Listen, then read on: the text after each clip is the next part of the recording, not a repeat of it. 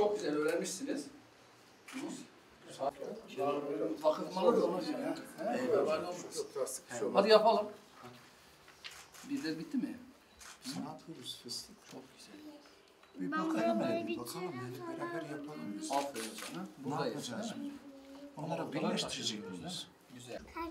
Kare. Çok güzel. Kurşun kalemle Bu siliniyor. daire, Siliniyor mu? daire. Mesela bak yanlış Sen yaparsan. sahibi daireyi Bak bunu sil. yapıyorsun. Tamam mı? Bu yanlış oldu ya. Neymiş bunlar? Bu nereden bildin sen şey? Bu kare. Şey ya. Böyle Ha burada yazıyor. siyah olmaz.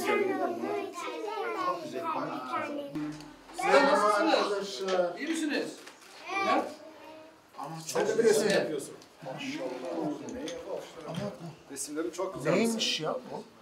Doğru yapmışlar herhalde, değil mi? Kur'an'a geç, oku. Ben daha geçtim. Peki şu hanımefendi ne yapıyor? İyi misin? Bak kaymakam amca. Battal Gazi'nin kaymakam amcası. Belediye. Sen çok tatlıymışsın ya. Ya bunların hepsi tatlı ya. Biri birinden tatlı. Daha yeniler şeyler mi? Portakal şey. Yeniler mi? Makarnası da varmış bunun.